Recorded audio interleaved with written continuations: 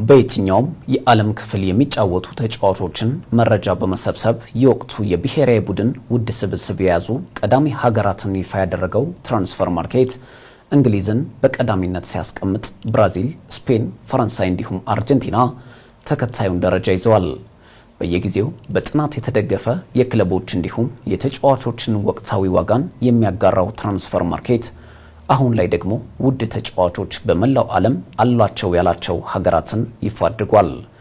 ከፍተኛ ጥናት አድርጌበታለሁ ብሎ ባወጣው መረጃ መሰረት እንግሊዝን በሀገራት ቀዳሚ ውድ ተጫዋቾች አሏት ሲል በቀዳሚነት አስቀምጧታል። የትራንስፈር ማርኬት መረጃ እንደሚያሳየው ደግሞ አሁን ላይ እንግሊዝ በመላው ዓለም በትልቅ ደረጃ የሚጫወቱ 1675 ተጫዋቾች ያሏት ሲሆን በወቅታዊ የዝውውር ገበያ ላይ 5.15 ቢሊዮን ዩሮ እንደሚያወጡ ተጠቁሟል። ሶስቱ አናብስት በየጊዜው በርካታ ከዋክብቶችን ቢያፈሩም በሀገራት ደረጃ ትልቅ ዋንጫን ካሸነፉ 60 ዓመታት ያህል ተቆጥረዋል። የከዋክብት መፍለቂያ ሀገር የሆነችውና በየጊዜው ድንቅ ተጫዋቾችን ለእግር ኳሱ ዓለም የምታበረክተው የ5 ጊዜ የዓለም ዋንጫ አሸናፊዋ ብራዚል ሁለተኛ ደረጃ ላይ ተቀምጣለች። አሁን ላይ ብራዚል በመላው ዓለም 2740 ተጫዋቾች እንዳሏት የተገለጸ ሲሆን 4.99 ቢሊዮን ዩሮ እንደሚያወጡ ትራንስፈር ማርኬት ያወጣው መረጃ ያሳያል። የ2024 የአውሮፓ ዋንጫ አሸናፊዋ ስፔን በዚህ ዝርዝር ውስጥ በሶስተኛ ደረጃ ላይ ተቀምጣለች።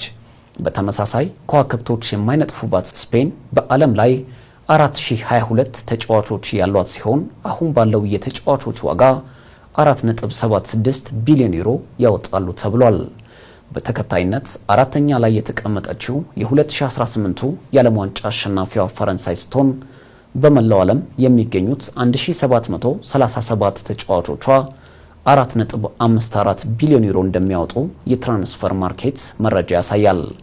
በአምስተኛ ደረጃ ላይ የተቀመጠችው የወቅቱ የዓለም ዋንጫ አሸናፊዋ አርጀንቲና ስትሆን 2779 ተጫዋቾች በመላው ዓለም እንደያዘችና አጠቃላይ ዋጋቸውም 3.04 ቢሊዮን ዩሮ እንደሚሆን በትራንስፈር ማርኬት በኩል የወጣው መረጃ ያሳያል።